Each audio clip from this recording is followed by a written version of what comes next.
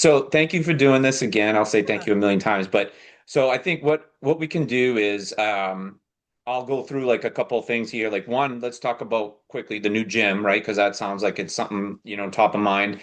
And then I Yeah. want to go into the coaching because I have some Okay. questions about that. Sure. And I have a couple of other topics, like I have high rocks in here written down, and then Okay. I have which is like a new buzzword, it seems like in the last year, hybrid athlete, which I don't know what that even is, but Yeah. uh, you're either an athlete or not, I guess, but a hybrid athlete. And Mhm. then I got marathon training and weight training, and then how you got started in all this stuff.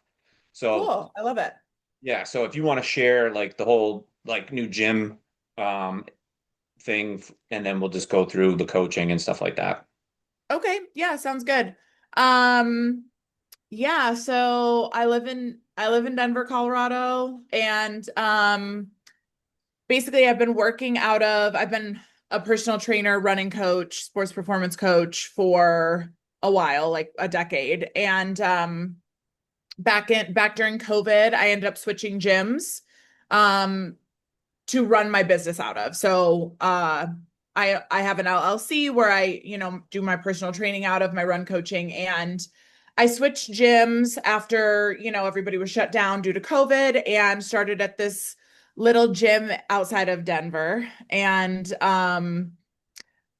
really found a fantastic community there with both my clients and also my peers. And about a year, maybe a little bit over a year ago, I started a podcast with two of my business partners.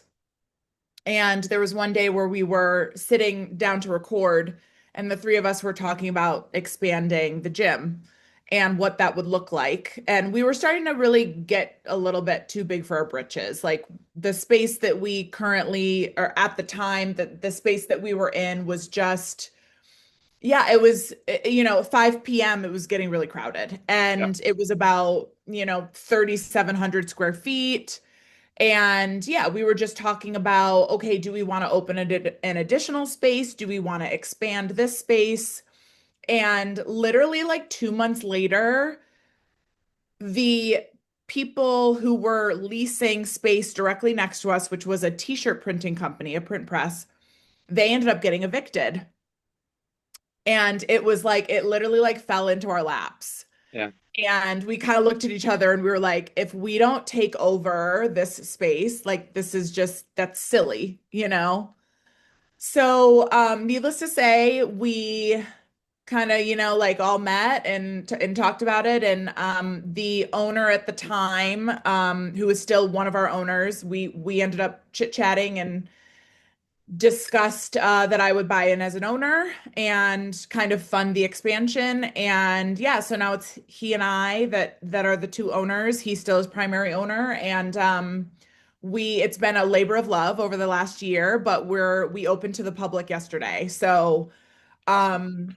it's just, yeah, it's a dream come true, honestly. So the space is now like almost 9,000 square feet. So we're quite Oh, a bit wow. bigger than what we were. Yeah. Wow. So like, I mean, it's more than doubled. That's crazy. Yeah, like it's I think it's like 2.3 times the size of what we had before. Wow. It's so Yeah. funny, like when you were talking about how you guys met, and then you kind of like, I know people talk about manifesting like the future, but like, Hmm. and we'll probably dive into it when you're talking about your coaching and writing stuff down. Like, I'm a Yeah. big believer in writing down goals, even if they're just crazy goals, you just write them down and say, okay, by this year, I want to do this or make this much money or whatever. I feel like if you don't do that, like, what are you aiming for, right? Like, so you guys had a goal, hey, let's do it, and it happened a short time after that, so that's pretty cool. So like Yeah. from a members thing, how many like did you guys have, and then do you think you're gonna get incremental, or it Yeah. just free up space for people Yeah, great over? question. We've been hovering around for like 380 to 400 members in the old space, but our goal is to add about 80 new members in the next 3 months. Okay. So that's our big goal. We've also got other goals as well. We have a class designated space now that we Okay. didn't have in the old space because we just didn't have enough room. So Yeah. when we were running classes in the old space, we were kind of taking space from some of the members.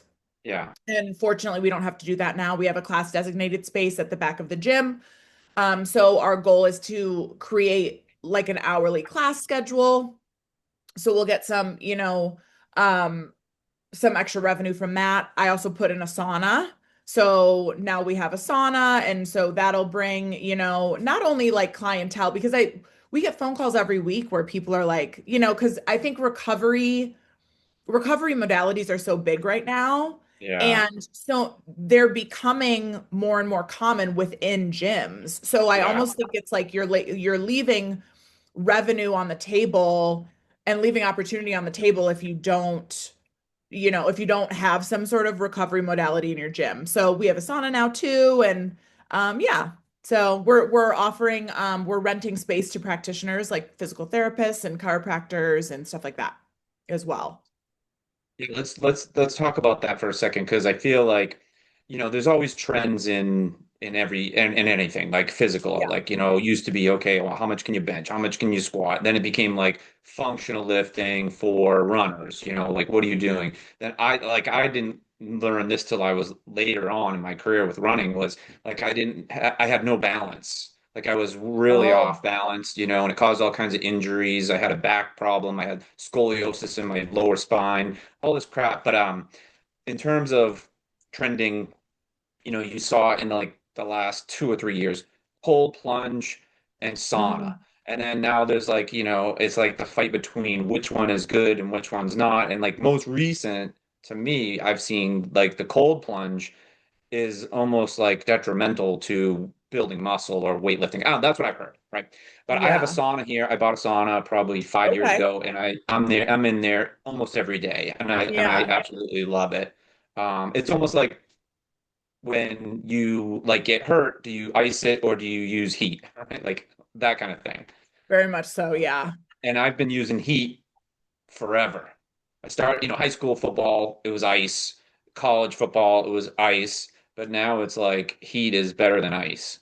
So Uh-huh. let's dive into the coaching. And you mentioned the recovery because I feel like I was thinking about it as before we got on here about how I feel like maybe there's a reluctancy for people to get a coach online. And the Mm, comparison I'll say is this. I'll say, hey, look, my daughter just graduated from University of Iowa on Saturday. okay. Half of her classes were online, Oh, yeah. and like when during COVID happened, high school was online. And you're like, wait a I second, okay, in know. person, online, come on. There's definitely a benefit. So Sure. you do both, I'm guessing. I do both. Yeah, Yeah. I do both. And I have, if people are local to Denver, it's I it's great that I do both because people are able to get I give them a plan that they follow, like a calendar that they follow. And then in addition, they're meeting me for either strength training or speed work or gait analysis or a combination of all three. So I don't think there's a ton of that out there, like the combo of both. There's obviously a lot of running groups and running clubs where you can meet in person, and then there's obviously a lot of online coaches. But I think something that I offer that is unique is that we can do a combo of both and figure out what works best for you. Yeah. So when you were talking through your gym, so there's a gym like less than a mile from here, but Uh-huh. but I go to two different gyms. There's one that's like a megaplex gym. It's humongous. It's called Level 2 Fitness. It's at this giant indoor soccer facility, indoor basketball, all that. And then the other one I go to is like a personal trainer space, but Okay. has, equipment, Yeah. and what you said earlier about the small size was when there was classes or personal training going on, because that's their main focus. There was like no room to do anything else, right? So, Yeah. but what I saw and why that I thought of that was that what's even crazier to think about is I saw a personal trainer at the gym here physically online with a client who was working out at home. So he had Uh-huh. his camera and he was showing them the exercises on the Yeah. machine, and the person was online through the computer. And I thought, wow, that's unique. Yeah. Yeah, definitely. I don't do as much of that anymore because I'm a little bit of a control freak and I have a hard time having people on like a FaceTime or a Zoom Yeah. doing exercises in front of me and being like, oh, I can't, it's hard for me to Yeah. correct it verbally without Yeah. showing Yeah. somebody or like, Yeah. touching them in some, and being like, oh, do this and whatever. But I did do a lot of that during COVID because of course we had to pivot and figure it out, Yeah. but yeah, but I know a lot of trainers that do that. They're people are comfortable and in the comfort of their own homes and they have enough equipment to be able to Yeah. follow some sort of training structure and they enjoy that. Yeah.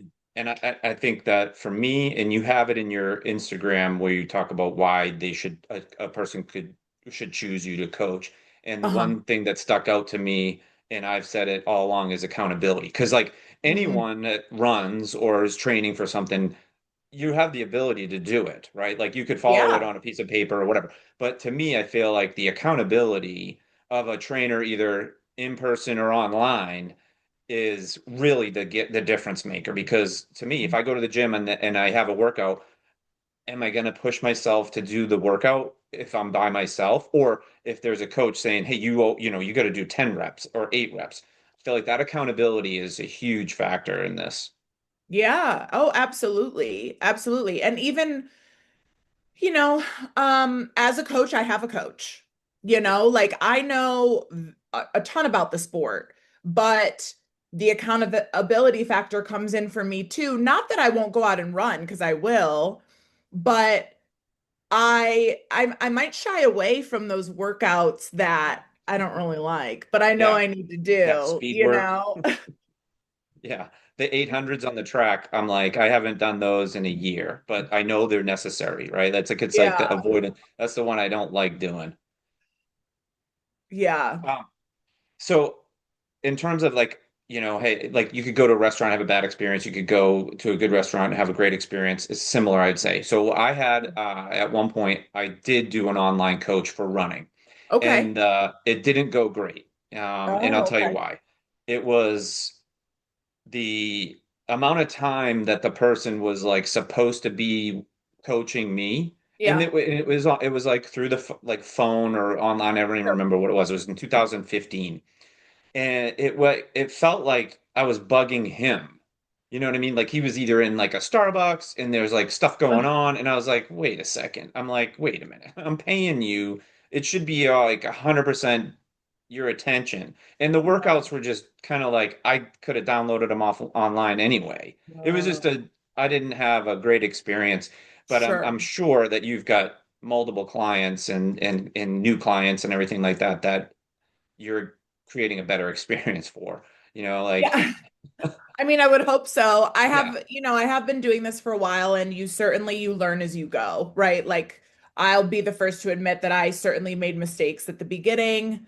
yeah, And as I've progressed through my career, you find out the things, yeah, you just find out where you kind of make slip ups and you find out where you can make improvements and how you can make people feel more supported. And that's I'm a people person and I love people and that's why I'm in this profession, right? yeah, Like I enjoy interacting with people, I enjoy meeting new people. And through doing this for so long, you realize that you become a big part of this person's life, especially maybe not quite as much for the online stuff, but definitely for in person. You're meeting these people on a weekly basis. They're working out in front of you. They're probably bitching about their day or venting about yeah, their husband or their yeah, wife. And yeah, you learn a lot about them. They become a big part of your life and you become a big part of theirs. And it's important to be sure, not everybody can be in a good mood every single day, but it's important to be a positive influence and a positive presence, right? Like people don't want to come into a gym and people don't want to meet their coach for a Zoom meeting and have them be down in the dumps and yeah, bitching about their own lives, right? Like you need to be you need to be positive and you want to be uplifting and you want them to be able to walk into your gym and forget about what happened at work during the day and just focus in on their workout and make their day a little bit better. And Yeah. so again, I've learned that as well. I'm sure there's been times where I haven't done that, but I do make it my priority to do that now. You're like you hit like the connection that you make, that people connection that you make. It has to be Yeah. genuine, has to be authentic, right? Because you know when it's fake and forced kind of deal. But I get that connection. Like, when I was going to this one down the street here, the personal trainer one, they're having conversations. Like you said, you get to know their family, their kids, what are they doing, their work. I mean, they're sharing a lot of personal information, Yeah. to get that connection. And I think building the trust, like, for somebody that's saying looking for a coach online, you know, I'm not sure how, like, what do you like I know I read your stuff, like, but what's your, Mhm. like, say, top three kind of reasons why somebody would pick you versus somebody else? Oh yeah. Not to Great put you on the question. spot, but No, that's okay. That's okay. Um, well, one, I like just to talk about the stats and the numbers, yeah, I get a lot of people, a lot of PRs. yeah, I'm a very good coach. I push people. I went into this a little bit ago on my Instagram and I've been meaning to make more of a post about it, but I am not the coach that you hire if you just want to tell everybody you have a running coach but not do the work. I'm gonna push you to do the work, and if you're not doing the work, I'm gonna ask you why not. Um, and because I have, and I'm not mean about it, but I am yeah, yeah. direct about it. I'm from Well, upstate New York, and I yeah, and I like, I'm not afraid to mince words and say, hey, you can do better. Um, and I mean, it depends on the person. There are people that don't like that, but there are a lot of people who do like that and they appreciate that about their coach.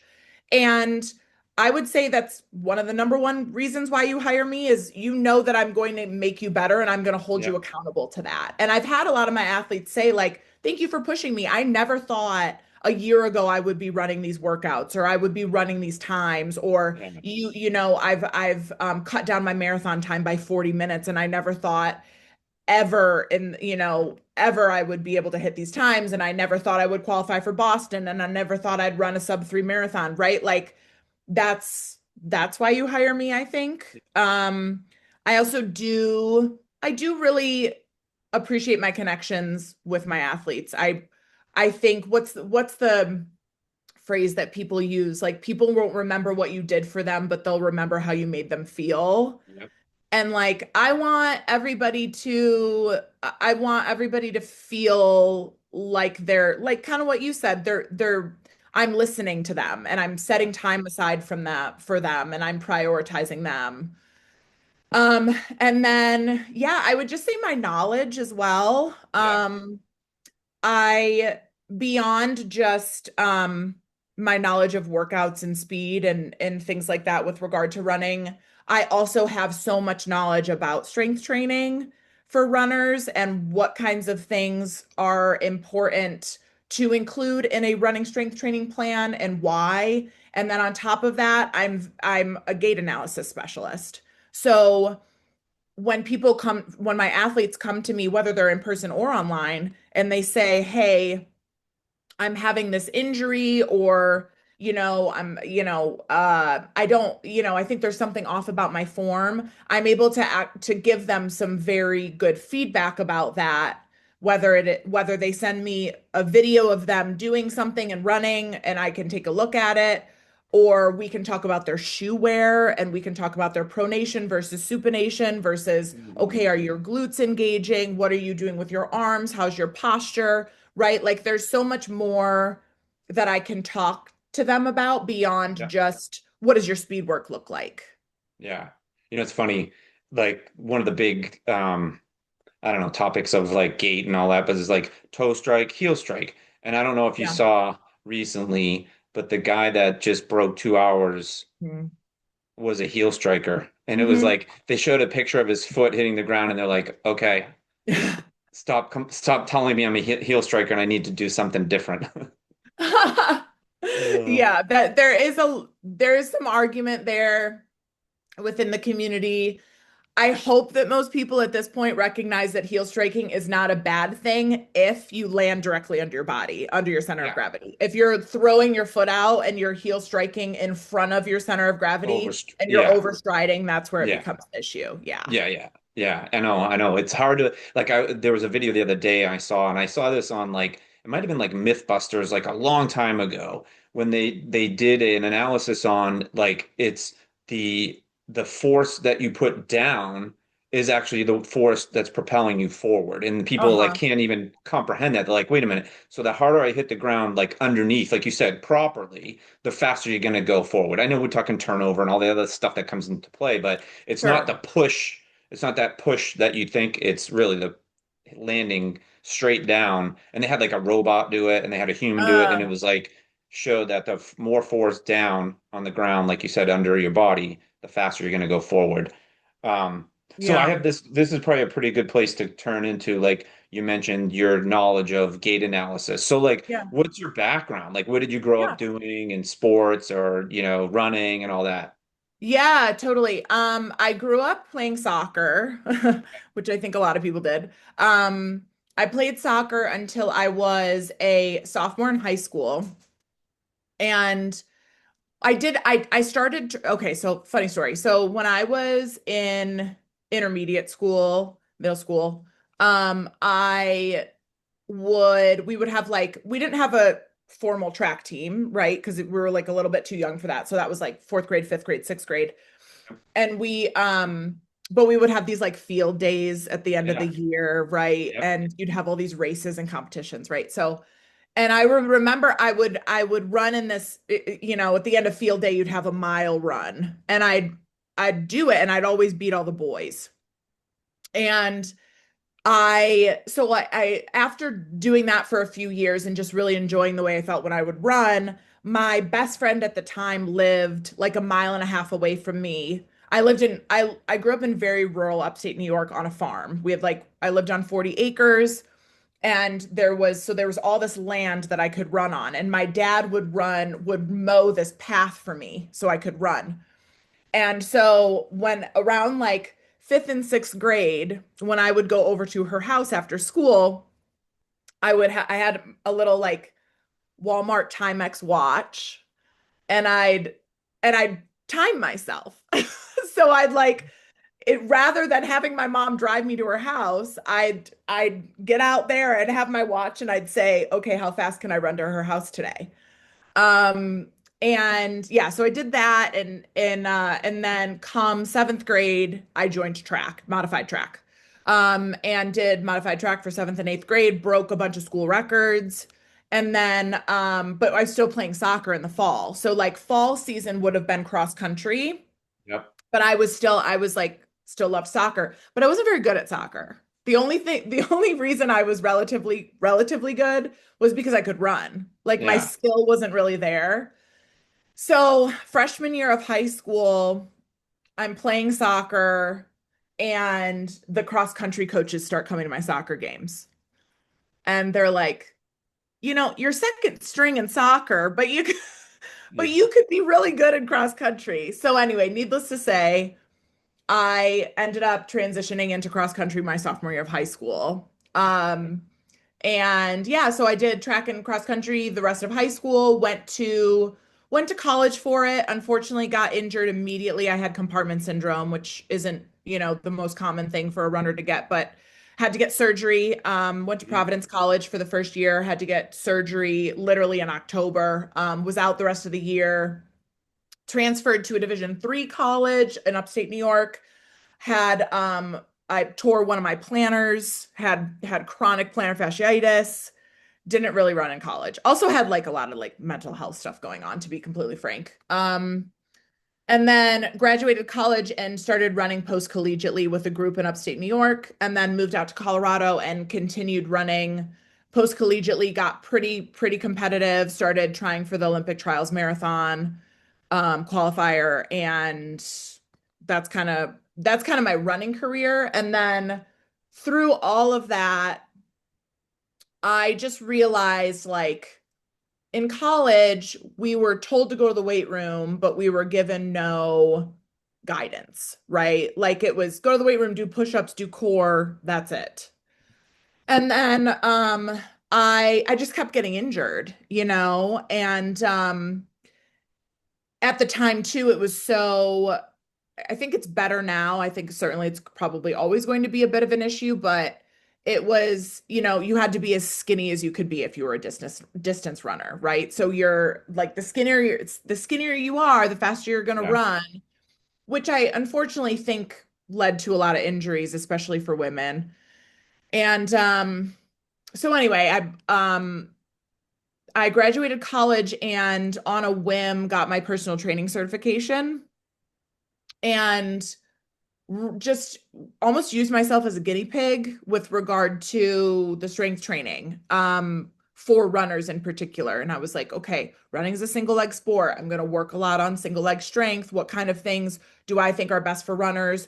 Do they work well on me? Like, things like that. And then I moved out to Colorado and I had the opportunity to take this gait analysis certification.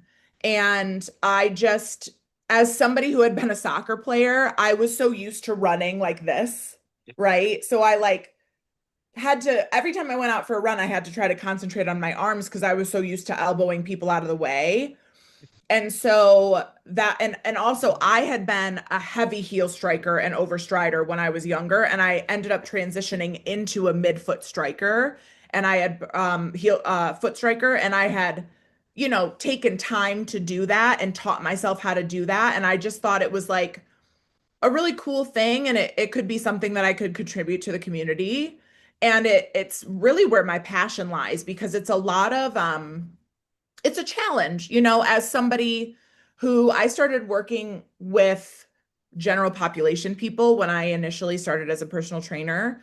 And that to me doesn't feel like much of a challenge. And also I don't love the insistence upon weight loss, right? And I wanted to be able to work with athletes where we were trying to solve a problem.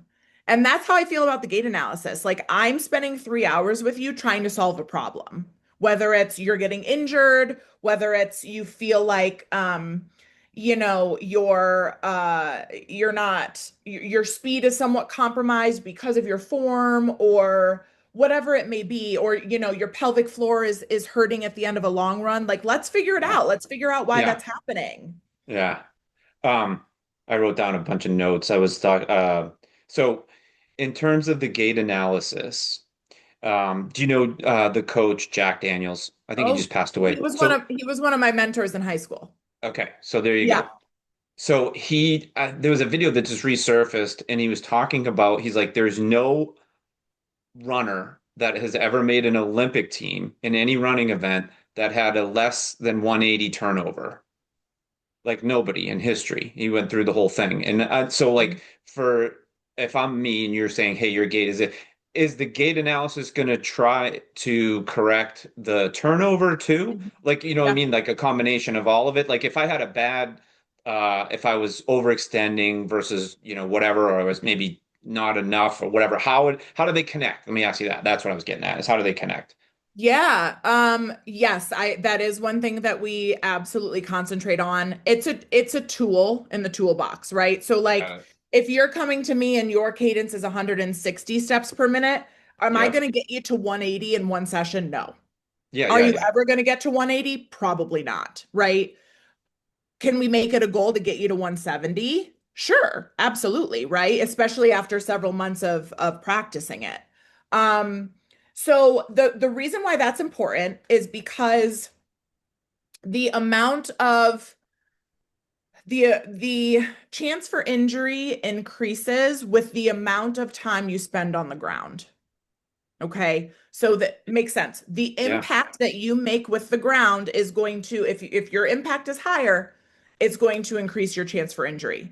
So that's one thing that's really important. The other thing is the physics of it and the angles of Yeah. your body. Okay. Yeah. So the shorter your stride, again, there's always there's a point of diminishing return on everything, Right. right? Like you also don't necessarily want to be doing 200 steps per minute. Yeah.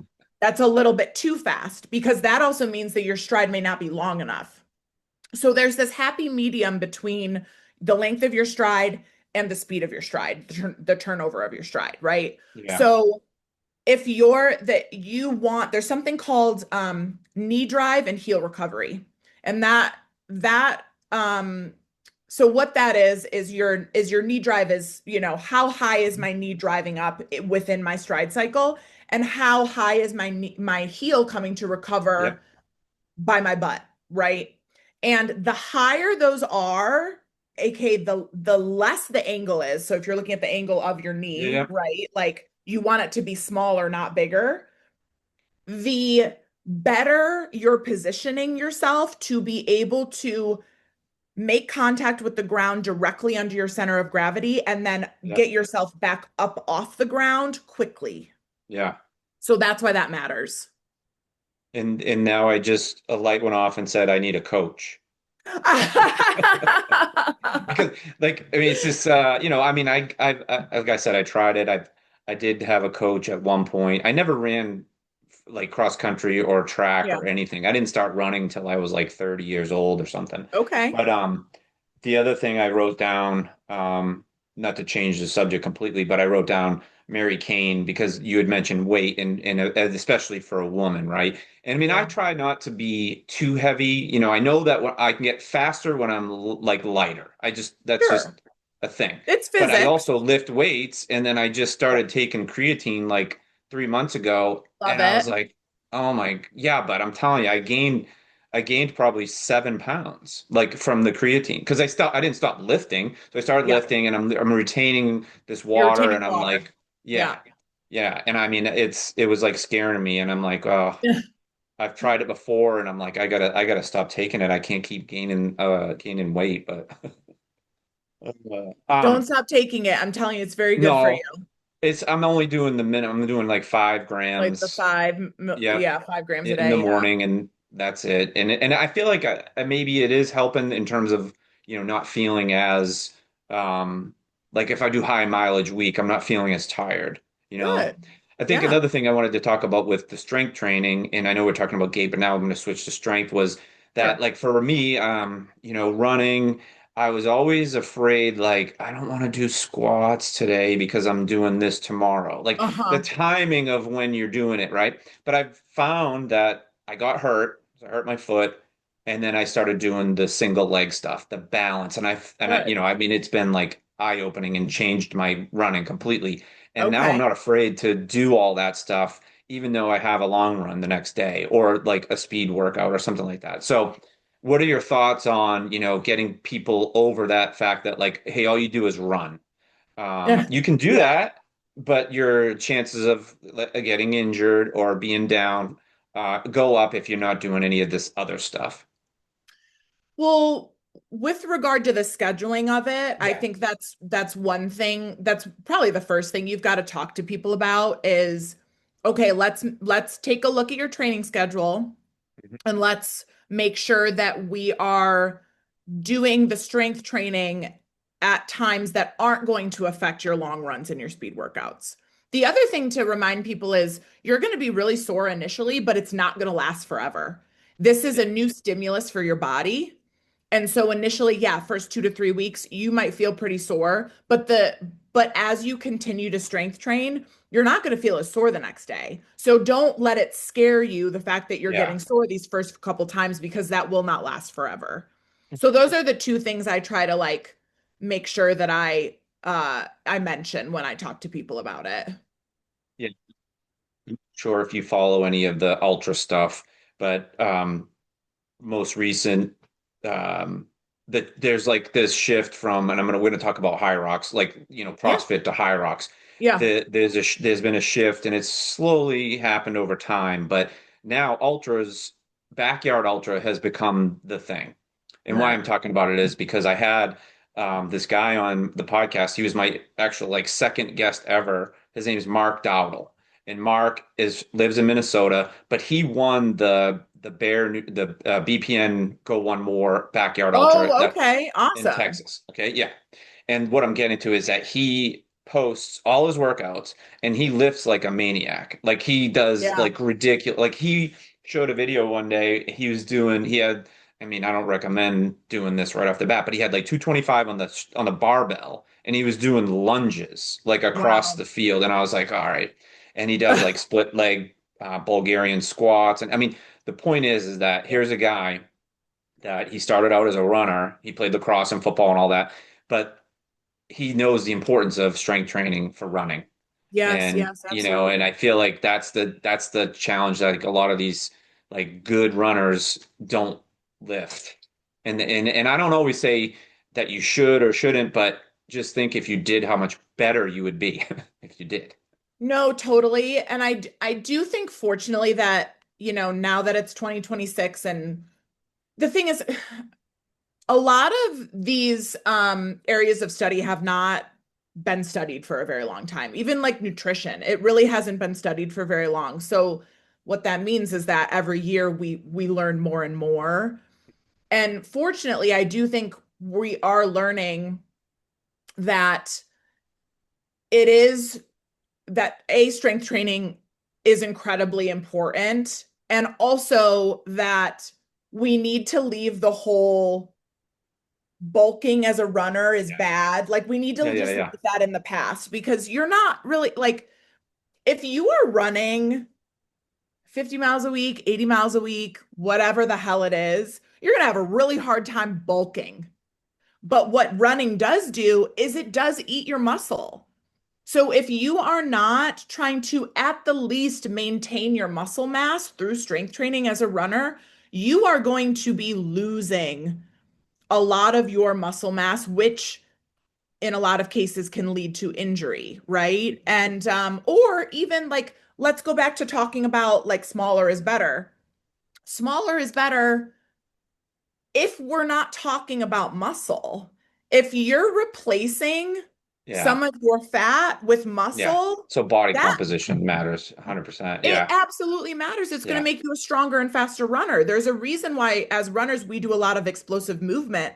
It's because it makes us faster. Yeah. So, I mean, these are all things to just consider Yeah. as a runner and yeah. Yeah. Do you know the runner Mike Wardian? Do you know who he is? Doesn't sound familiar. Yeah, he was on. Again, I followed him on Instagram, and he does like all these other like. It doesn't even have to. My point was gonna be that you don't have to use weights. I mean, just Mm, your body weight, right? Like even for push-ups and stuff like that. Like I do a lot of single leg, just weight, like weightless, my yeah. body. And Yeah. I saw he does like a million. This guy has world records. Like he has the Guinness Book of World Record for like that race that they do the 7 continents, 7 marathons in 7 days. Wow. Oh my Yeah, gosh. he's got the world record for that for the average time. He's got the over 50K world record. I mean, he's unbelievable. Yeah. But the stuff that he does that allows him to do it is all the other stuff, right? The Sure. strength training, the bands. He does all kinds of like functional movement with the ball and all that. I mean, it's like a lot of work that he's putting in to be able to Yeah. do this stuff. Wow. Yeah, I don't want to skip over this. So like you had on your page like your marathon time of 250 and I was like, "Oh man, I chased marathons for like 20 years and it was so stressful." Like to always hit the pace. You got to train pace, pace, pace. And and then as soon as I went to trail running and then ultras, my whole life changed. It was like this weight off my shoulders of it doesn't matter how fast, really. Yeah. It's just, can you endure 100 Yeah. miles? Can you endure 50-mile race through the mountains and stuff like that? Sure. Um, but running a 250 marathon, I don't think people really appreciate. But if you can, it's a 6:30 pace, right? Yeah, So, like 6:27. Yeah. 6:29. Yeah, something like that. So congrats on that. Thank you. That alone, I mean, if you're looking at as a woman, um, it's kind of crazy how like Boston is the thing. Like, hey, can you Yeah. qualify for Boston, right? Yes. I've run Yep. Boston twice, but I did it with charity, so Okay. I never qualified. But I always laugh when they post the new times, which they've changed. It seems like 3 or 4 times in the last 5 years, right? Yeah. It keeps going, Yeah. like they put that hurdle and they move it on you. I But know. but if I look at like my age qualifying time and a woman's qualifying time. I'm like, oh man, come on. I mean, it's like 45 minutes difference. And I was like, I could easily do it. But anyway, no, marathon training specific is like, is there a, like you mentioned, you get people to PR. Is there a distance that like you coach that, is it a 5K, 10K, or all of it? Like, what's your specialty from Yeah. that? My specialty is definitely fulls. I would Okay. say full marathon, but I do coach everything from 5K to marathon. I've even coached ultras before, but it's not my wheelhouse. Like, and I will tell my athletes off the bat, like, this is not, I'm happy to do it for you, but there are better ultra coaches out there. But I would say I probably am the best coach for 10K up. Yeah, because that's where that's where my wheelhouse is. That's what I've been training for the most part, and that's Yeah. also where my experience lies. I can train 5K, of course, and coach 5K, and I do have one of my big philosophies too for my athletes is, and this goes for mainly my half marathoners and my full marathoners, is I when they're taking a little break from their cycle, their half Yep. marathon or full marathon cycle, I really like to have them do 5K training. So I will take a month or two, depending on how much time we have, and be like, okay, we're doing short distance training now Yeah. because I think it's really important to change the stimulus. And I Yep. think it's important to, it prevents burnout, right? Like you're training for Yeah. something, 5Ks can be a little, they can be fun, you know? Let me Mhm. have you hop in a 5K a couple times here and run fast and do a lot of Yeah. strides, do a lot of like, 400-meter repeats and stuff like that. I think it's great. Yeah. I think the 5K is like for me the most painful. And I used to It's run them all the time. painful. Oh my God. Like cause I get in my head I gotta run 6 minute miles and try to like almost pass out versus if I know I Yeah. have to run 50 miles, I'm like, okay, I can, Yeah. there is different levels of pain and you're Yeah. gonna suffer, but it's just a little different suffering for 20 minutes versus suffering for 12 hours. No, 100%. I ran into this woman at the track the other day when I was doing a workout, and she's like she does is it decathlon? She does one of the like pentathlon or decathlon or Yep. something. And so she's doing, I think it's like an 800 meter at the end of that or something like that. But she does short distance. She does everything from like 400 to mile at the absolute Yep. most. And so we were just kind of laughing because she's over here being like, you're training for marathons and I would rather die. And Yeah. then I'm like, and I was at the time I was doing that day, I think I was doing mile repeats and I was like, I hate mile like the Yeah. mile feels so fast to me. And she's like, you're crazy. Like it's just so funny. Yeah. Um, Down High Rocks because I think that High Rocks is that what you guys also do at the gym? Yeah, yeah, yeah, yeah. I started hosting High Rocks workouts back in like last August or September. Yeah. And that's kind of a new thing, right? It went from like Yeah. CrossFit to kind of like High Rocks. And I had on this guy Brian Dorfeld. He was like a High Rocks coach here locally, and Okay. he's done like Boston, New York, and all that kind of stuff. And I have other friends that are starting to get into it now.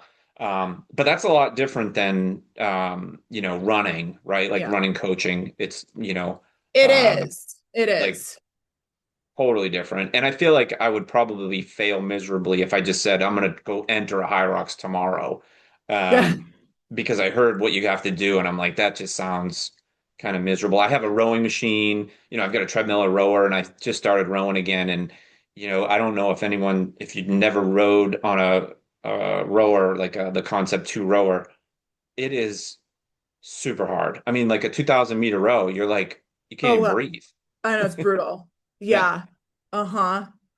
And that's in it, right? So there's rowing, Yeah. skiing, there's all kinds of the farmers carry, there's like lunges. There's the one that would kill me the most, I think, is the it's like the burpee Broad jump. distant.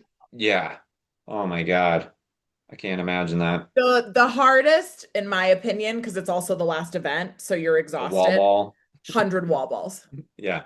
And you're like, oh, it's a wall, it's no big deal. No, try to do 100 of them. It's Yeah, horrible.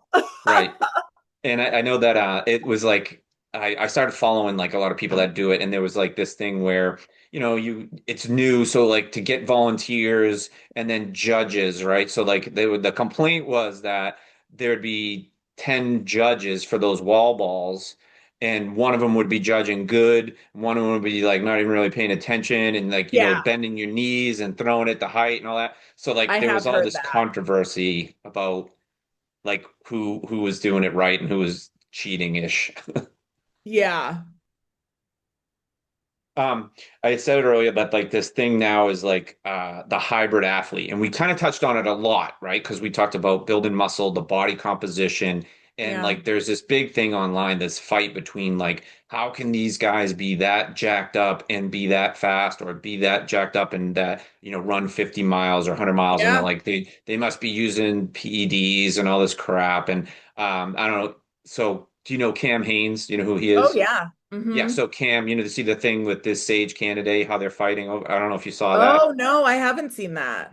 because I think lives in Colorado. I think, I He mean, does. he's a big trail runner, Yeah. super fast. I think he was a Hoka guy for a long time. But anyway, he is pissed because Cam Hanes at 58 just ran like a 2:39 marathon, and he uses PEDs like BEBP 157. He's talked Oh, the about peptides. hormone replacement, blah, blah, blah, Okay. blah. And and I think it's just kind of interesting, but the whole hybrid athlete thing to me is like, okay, what does that even mean? I don't know what it means. Yeah. If you're an athlete, you're an athlete. If you're into Um, bodybuilding, you're into bodybuilding. And there's also another thing I've learned is there's a difference between bodybuilding and strength training, right? So yes. like strength and bodybuilding is totally different. Yeah, bodybuilding is much more nuanced and niched down.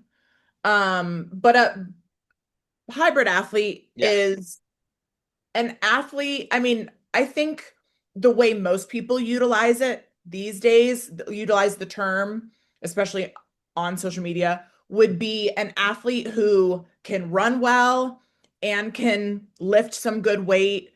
And they're not necessarily, maybe they're a little bit better at one or the other, but Yeah. they're decently good at both. Yep. And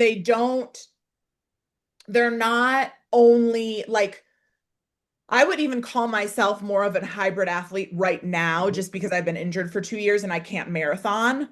2 years ago, I would not have called myself a hybrid athlete, right? Because I was a marathoner. Did I also strength train? Yes. But was it a big part of it? Was like my strength training was for my running, right? Like Yeah, yeah. my strength training was to support my running. These Yep. days, because I can't marathon right now, I'm trying to niche down more into the high rocks. So I would call myself a hybrid athlete Yep. because the running and the strength training I'm doing kind of equally the same, and they're both just as important. Yeah. But in general, I would say a hybrid athlete is a well-rounded athlete who does not just primarily engage in one sport. So I think that that can mean you climb, right? Like, and you run and you bike. Like, I would Yep. even say a triathlete is in a certain way a hybrid athlete. I don't know Yeah. if everybody would agree to that because they would all say, well, it's all endurance. There's no strength training there. I don't know. Like, I think it can kind of be what you want it to be, but I do think it means you're well-rounded and you're not just specializing in one sport.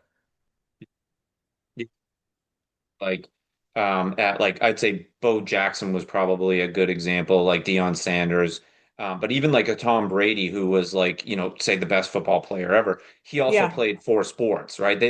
There's this kind of shift where it went from you could play four sports in high school to now this like specialization of, like you mentioned, you just were soccer and then you went to running. Like, like and in the off season you did so was track and then cross country. Like I played basketball, baseball, and football, in Mhm. high school, which today sports don't stop. They're like all year round. Like I Mhm. had two Right. girls that they both played tennis, but then the younger one played soccer in high school and just focused on that. And then there's traveling teams and all that kind of stuff.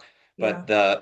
But the hybrid part of it was like, okay, you're either a weightlifter or you're a runner. But I've seen recently, and this is kind of cool stuff, where there's people trying, they're like, I'm gonna deadlift 500 pounds and I'm gonna run a 6 minute mile, or I'm Uh-huh. gonna, bench 315 and run a marathon. And I think it's pretty cool. I think it's very cool. I love it. Yeah. I think there was a kid I had on and he ran Leadville 2021 or 2022. Anyway, he also like could bench 315 and deadlift Wow. 500 pounds. And you're like, okay. And the kid was like 6'5", and he was huge. He played offensive line at Iowa State. So he was a Wow. big dude. That's Yeah. awesome.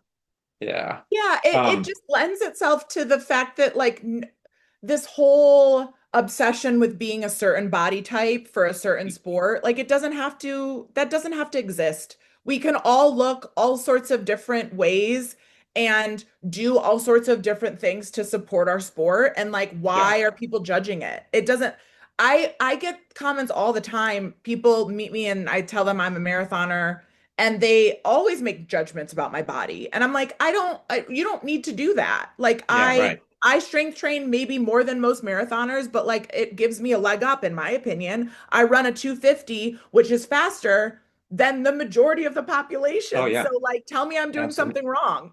Right. Yeah. Yeah, yeah, yeah. No, I mean, it's funny. Like when you say what you look like, if you ever been to an ultra race or like a 50 miler and you look at the people and you're like, okay, Yeah. they don't look like, bodybuilders. Some do. And I mean, definitely legs, right? So like legs and calves, you're like, okay, this person can run and they're built for endurance, which is a totally different training. That's what I was talking about earlier.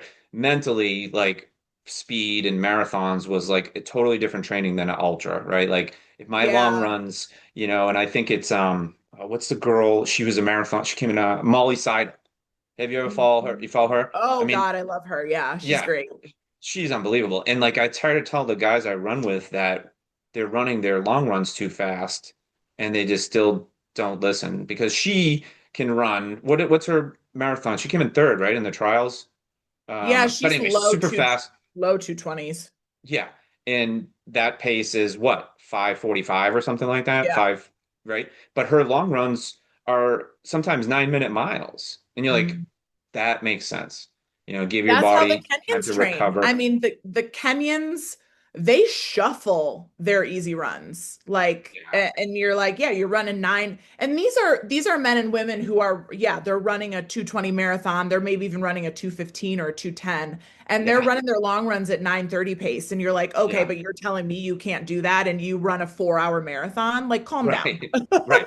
Right. Exactly. Oh yeah. I mean, I would die for a 4 hour marathon right now. I mean, I would have to train really hard to get under 4 hours right Yeah. now. Just because I'm not built for the speed. I'm doing some Yeah. speed, right?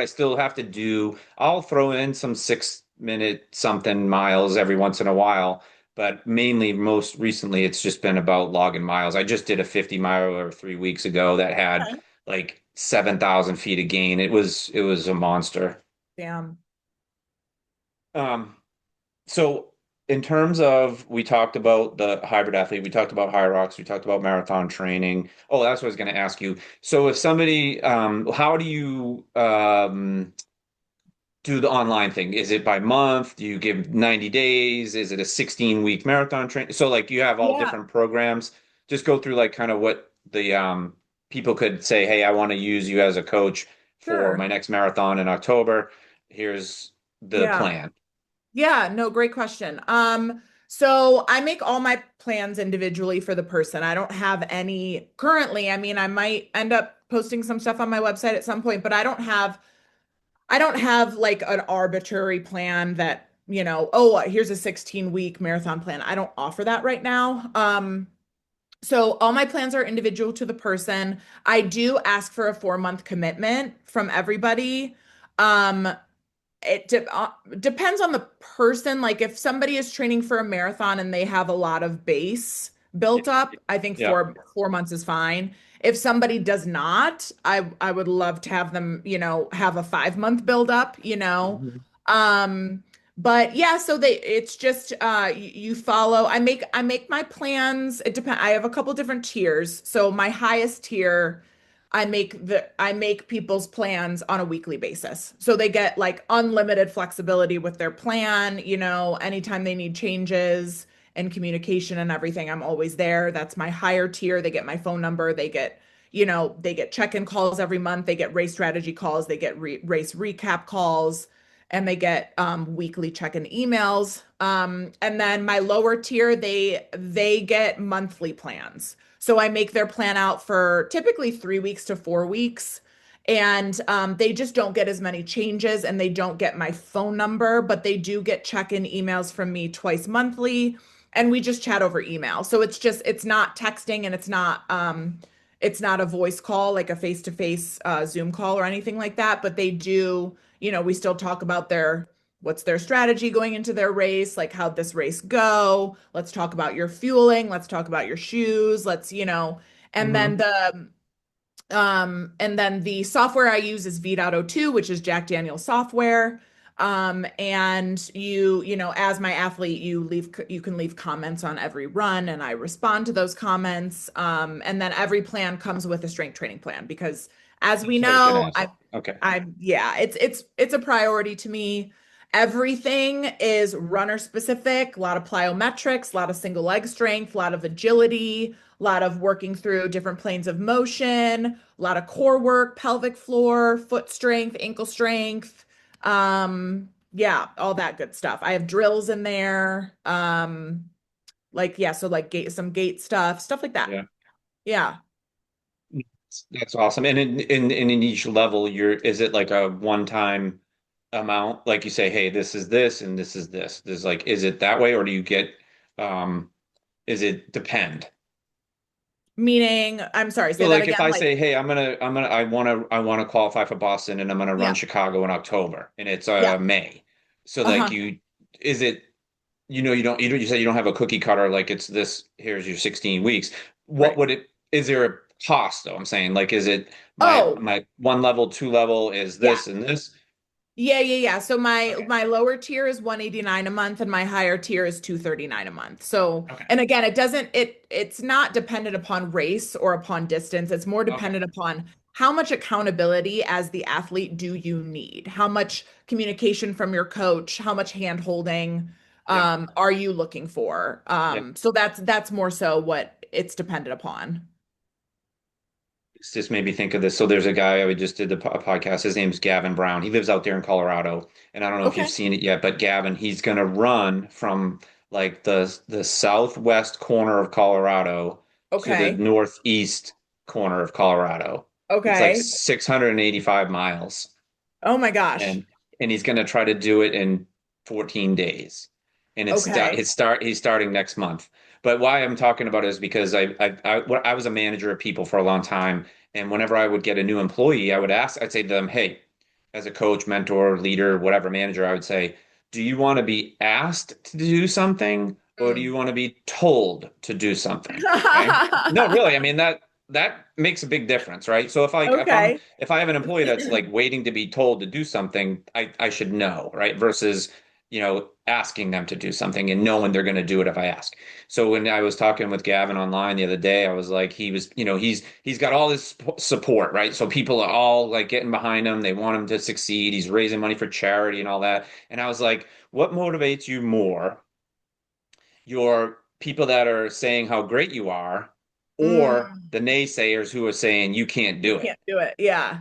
And I am a believer in like proving people wrong that say you're crazy, you can't do that. How can you run 100 miles? And I'm like, well, train for it, right? So like Yeah. in your training method, Hmm. there are people that learn different ways, right? By seeing and doing versus reading and all that.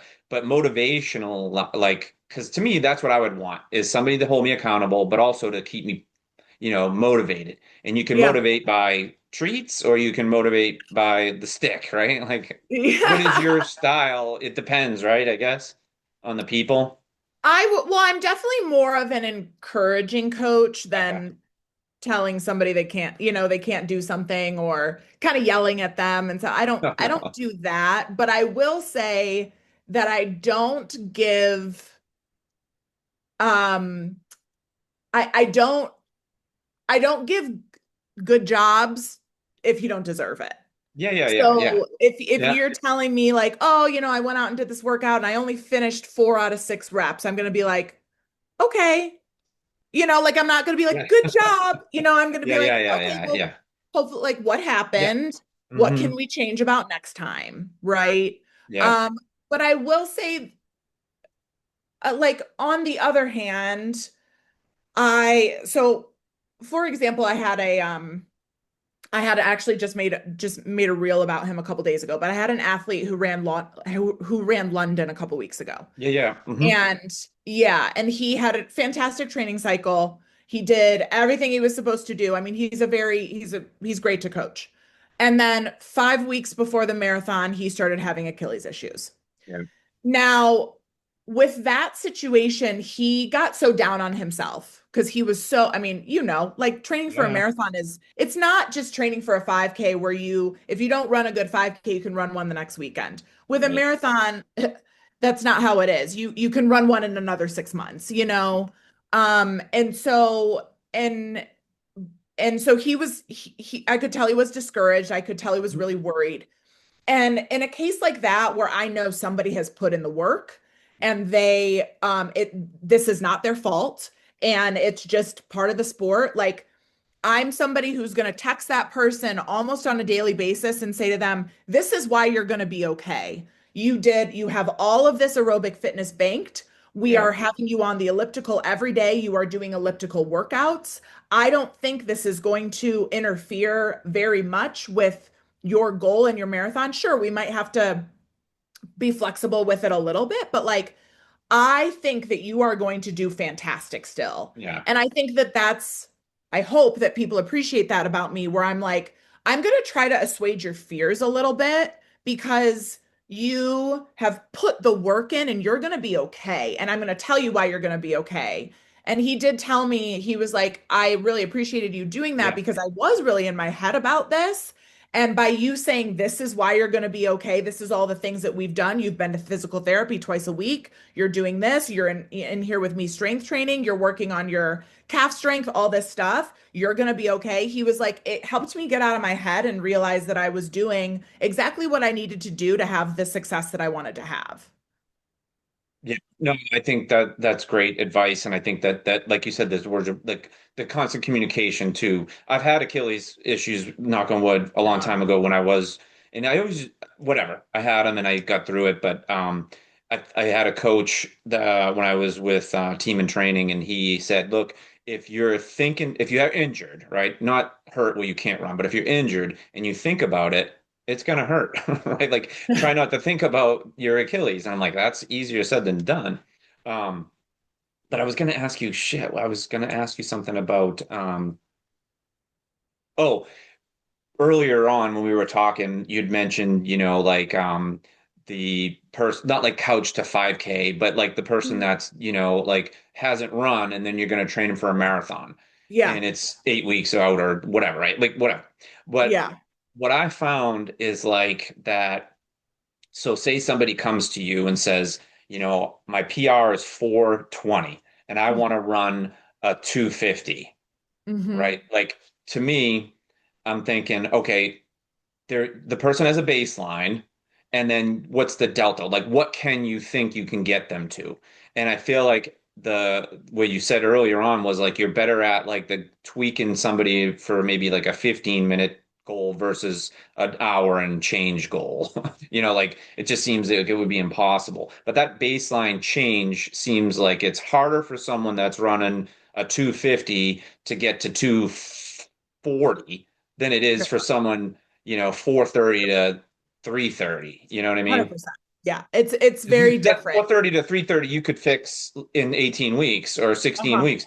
But that person that's 250 to 240 is going to be like, holy crap, that time We're is going to really be at that point, you are really dialing right. into okay, instead of peaking at 75 miles this marathon cycle, you're going to peak at 80 or 85.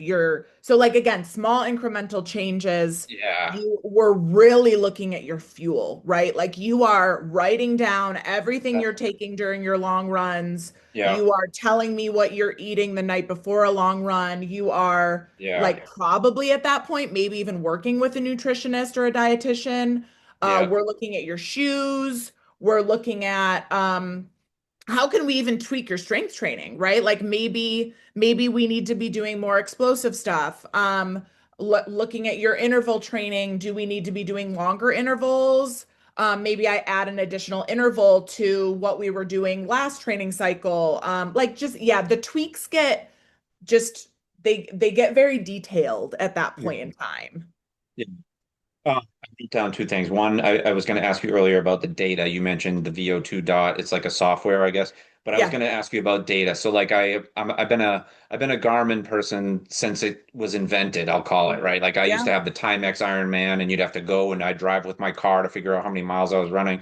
But Garmin data to me now is like it's extensive, right? So you can look at it. There's Sure. like 50 data points on your watch now that you can look at. And I Yeah. listened to a podcast where they had on the girl that was part of the creation of the Whoop strap, Oh, okay. Kristen something or other. But anyway, my friend Ken interviewed her on a podcast and he was like, hey, this sleep score, there's this, there's that, and all that. And like, what are you listening to? And what like I did a run streak just 2 weeks ago. I ran every day for 13 days and I did the miles of the day of the month, right? Like so I made it up. It was like 9 miles, 10 miles, 13. But Okay. my watch was telling me don't run, rest, don't run, rest. And I felt great and I was running awesome. Like so Okay. data for you, I'm Yeah. assuming, is either in that VO2 dot or you're using somebody's Garmin or Strava data to look at. That's the first question Yeah. we can talk about. But then the other thing you mentioned was fuel. And I feel Yeah. like in the fueling world, like we talked about evolution of, there's not a lot of study on the effects of the strength training and this and all these things, right? So like we're evolving all the time with the sport. Sure. Fueling to me was when like if I was training for 100, it was like, okay, it was calories per hour. You needed to have 350 calories at Yeah. a minimum per hour. Now, Yeah. most recent, this guy, David Roach, he won Leadville 2 years in a row, broke the Yeah. record, and he's all about 100 grams of carbs per Hmm. hour. And you're Hmm. like, holy smokes, that is a lot. But I'll tell you what, I bought those carb gels and I Yeah. used them for my 50 miler. And I mean, it is like game changer for It's me. game changing. It will 100%. make or break your race. Yeah. And I feel like And marathon runners, they like, oh, I'll just do a goo every 45 minutes or something like that. And I'm like, yeah. I mean, you're going to run out of gas in 10 miles, like, so anyway, what's your thought? So the one is the data real quick, because I know I Yeah. don't want to take all your time, but, and then the fuel we can talk quickly about. So the data, like I'm very much of the opinion, well, yes, first of all, my athletes are all asked to link their watches to either their watch or their Strava. I prefer the watch to their VDOT so that I can see all their splits, their heart rate, their cadence, all the good Yep. stuff. The way I feel about that data is that it's a tool. I am not a heart rate coach. However, I do believe that it is an important tool to utilize. So if I have an athlete who is always doing their easy runs and their heart rate is 160 BPM and I talk to them about it and they feel like, yeah, I can't really, it's hard for me to be conversational. I'm like, okay, you got to we got to slow down that easy run, right? Like I want Yeah. you to try to stay under 140. Yeah. Yeah. Um, if same with Kate, like I'm looking at their cadence is always really slow. Um, but that there's also I've worked with a number of athletes who don't have a typical heart rate pattern. Yeah. I have a girl right now who she hovers like between 155 and 160 for her easy runs and she can chatter the whole time. It's Yeah. just and for her, I'm not going to be strict about looking at her heart rate and being like, Lexi, you're running too fast, because I know she's not. So that's why I say it's a tool. I don't think it should Yep. be the be all end all of your training, but I think that it's something you can refer to. And especially like when it comes to like resting heart rate and HRV. So if your watch is tracking your HRV and your resting heart rate, and you, Yep. let's say, for example, your HRV is normally 80, and for a week or two, it's down to 55, Yep. and your watch is sending you like, hey, like you Yeah. might need to rest, you might need to rest. Like, also certainly consider how you're feeling because technology can Yep. be wrong, right? But for me, to use myself as an example, I bought a newer Garmin right around Christmas, Okay. and I now have HRV data on it, which I didn't have before. Yep. And I about a few weeks after Christmas, I started, my watch started kind of alerting me like, hey, your HRV is really low. Like, you should take today off. You should take today off. You Yep. should take today off. And I was feeling off. Like, so I was also feeling off, and I'm like, what the fuck is going on? Right. Yeah. And turns out for 3 months, I had a urinary tract infection that I didn't have any symptoms for except for Yeah. that. Yeah. I had I had around the same time an ovarian cyst I had burst. I Mhm. had bronchitis. So was I was like something is wrong, and I do want to look at this data and consider what it's saying. And again, because I also felt off, I was like, okay, like let me look deeper into this. Yep. So that's where I'm saying it's a tool that can be utilized, but it's not always perfect, Yeah. and I don't Yep. think that we should completely be throwing all of our eggs in that basket, Yeah. It's the you know? paralysis analysis, the data, Yeah. it can paralyze you, right? You have 25 data points where, you're looking at going, all right, what is that even? What is this combination of all that? But like you're right, like heart rate variability, your resting heart rate.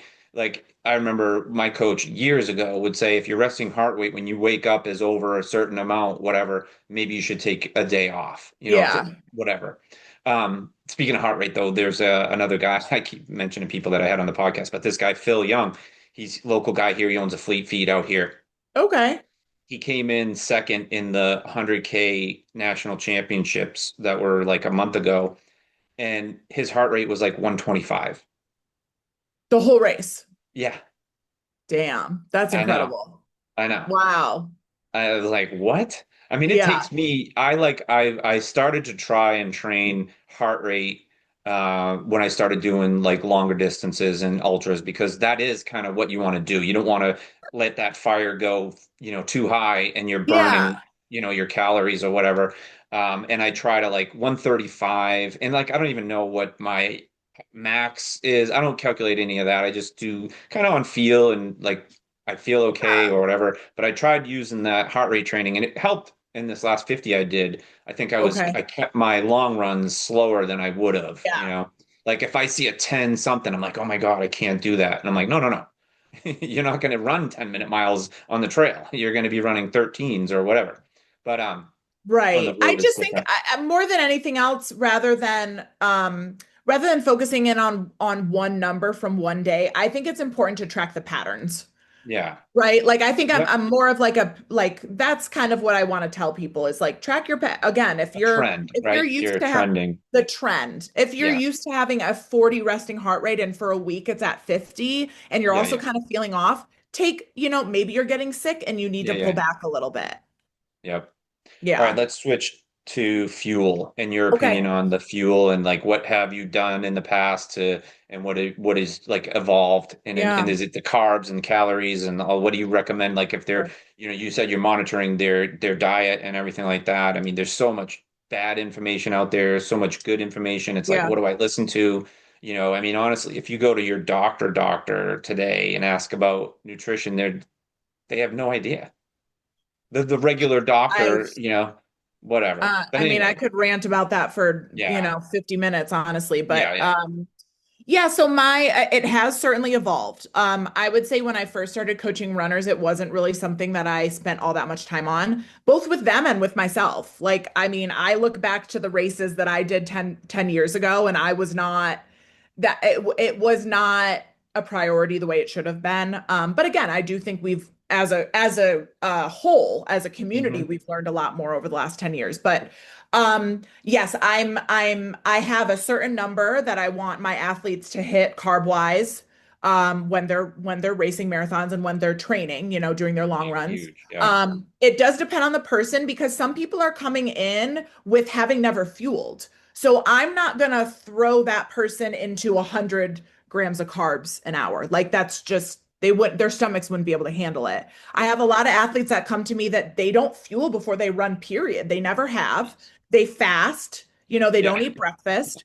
Yeah. So with athletes like that, your approach has to be completely different. You have to work quite a bit slower with them. You might have to start with them just being like, hey, just try to have a banana before you go out the door Yeah. Yeah. and see Yeah. how you feel, right? Um, I also really concentrate on sodium intake. So that's been something that I've started to concentrate on quite a bit more within the last like 2 years, probably, is okay, Hmm. how many milligrams per sodium are we getting per hour? And for some people, I'll even have them do one of those sodium tests that Yeah. you can do. Yeah. But for the most part, I'll Smart. say, especially if it's somebody that kind of what we just talked about, if it's somebody who we're really like, we're taking you from a 250 to a 240, like we have to start doing these really incremental changes.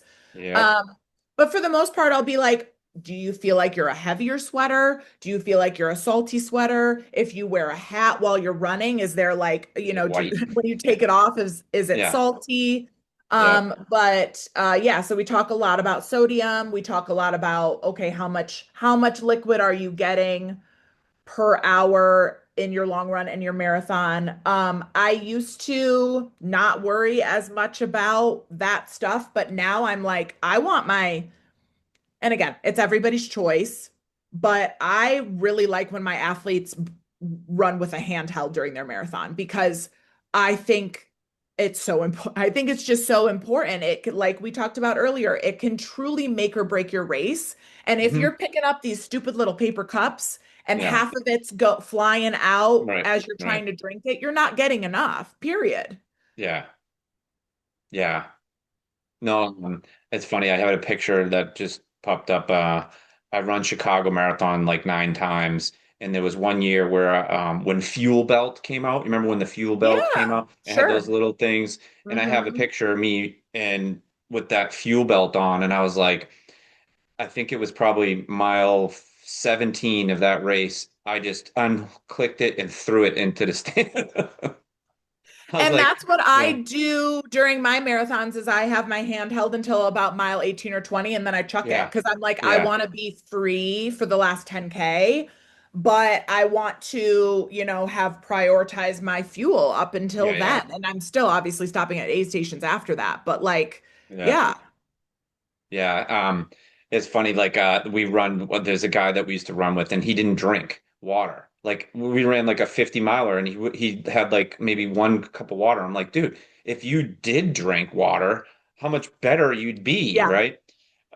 Unbelievable. Yep. So another thing you mentioned, and what's we were talking about the doctors and recommendation, all that. When Mm. people hear salt, they get scared. They're like, "Oh my God, no way, I got to cut salt out of everything." And I mean, I went to a trainer here and he was like, no, no, no, no. Your body needs sodium. You need to have salt. So don't be afraid. Not like you're going to overdo it, but like there are a lot of these tests that you can do on your own. And one of the ones I Yeah. used to do a lot was weigh myself before and after the Yes. run, right? And I'd be Exactly. like, holy shit, I just lost 6 pounds on that run. Well, you didn't drink enough, right?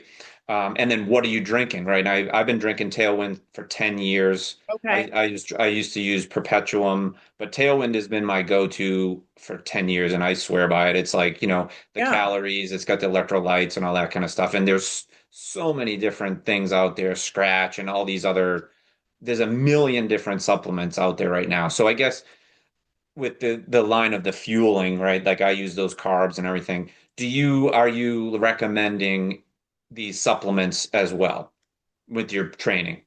Yeah, what I'll typically do is I'll say, here are some options Yeah.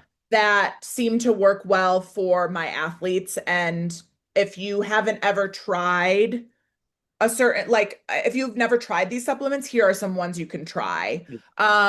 Everybody's a little different, right? Like some people really love Martin, other people it makes their stomach really upset. Same with Tailwind. I have an athlete who swears by Tailwind, kind of like you. She uses it in every race she runs. I've used it before and it made me sick. Um, I think Honey Stinger is a great brand in Yeah. general, right? So I often recommend Honey Stinger. The other thing I've really been focusing on in the last couple of years with my athletes is salt tabs, the salt stick tabs. And we talk about, okay, are the pills better for you to take, or would you rather take the chewable tabs? Because Yeah. those typically with that, because I would say most of my athletes, when they're carrying a handheld during their race, something is in it, whether it's Yeah. scratch, whether it's tailwind, like whatever it is. Yeah. Yeah. So then you're like, okay, you have this amount of electrolytes in your sports drink. How are we going to fill the blanks of the sodium, right? So, like, let's say, in your tailwind, you're drinking 300 milligrams of sodium and you're going to drink that throughout an hour. Okay, where are we finding the other 300 to 400 milligrams, right? Do we Yeah. need to bring the salt stick with us? Do we need to, is there sodium in your gels, right? Like, so that's where I have a lot of athletes that love Huma gels, and Huma comes with, Yeah. they have an electrolyte model of their gel. So that works really well for a lot of my athletes. So things like that. Yeah. I think that is like the try it during training, right? Like make sure you can stomach Always. it, all that kind of stuff. Never try what they have during the race if you've never Never. tried it. Yeah. Unless Don't it's do like it. with a mile to go, right? And even then you could probably bonk, but Well, yeah. and that's like when leading up to their races, when we have start having our race strategy calls, I will always say maybe like a month out, 2 weeks out, I will say, what's on the course? Like, Yeah. Yep. because And they always most post it. They courses always tell you. yeah, they should tell you. And I'm like, okay, it's Gatorade. How does your stomach handle Gatorade? Because are you going to be taking the Gatorade out of the course? Or even if, let's say, something happens and you drop your handheld or Yeah. what something happens, are you able to take the Gatorade on the course? And people will say yes, or they'll say no, right? So you Yeah. just need to know going in to the race, okay, what gel, like, because every race has a spot for the most part has a sponsorship of some sort. Or Yep. do they have Honey Stinger on the course? Do they like what are they? Do they have Cliff blocks? Like what is Yeah. it that they're hosting? I think I think the difference between what we're talking about being very specific to a product in the Mhm. different in a marathon is the difference in an ultra is all bets are off in an Yeah, ultra. You get mashed to oh potatoes, yeah. Oh my God, quesadilla. yeah. Yeah. Oh yeah. Oh yeah, Swedish fish, all kinds of Oh, stuff. I love I it. mean, they'll It's so have I mean, they have you name it cheeseburgers, pickles. It's just whatever you can get your hands on it in taste, or not even taste, but just that you can even get down. Because you like can you get get to a point down. where you don't want to even drink or you don't want to eat, and you need a pacer to tell you you got to eat No, something. you have to. Yeah. Oh Yeah, my gosh, for sure. yeah. All right. Well, I really, really appreciate you doing this. It's been a great conversation. Thank you so much. I Yeah. mean, I know you're busy, and congratulations on the gym expansion and everything like that. But what I would love for you to do is send me like I know where to find you on Instagram, but like if you could send Yeah, me an email, like all your links to the coaching and all this sure. other stuff, I'll put that in the video when I do this editing. But Awesome. thank you More so than happy much, Amy. It to. was really nice to meet you. Yeah, you too. Thanks for this convo. All right. Take care. All right. Bye-bye. All right. Bye.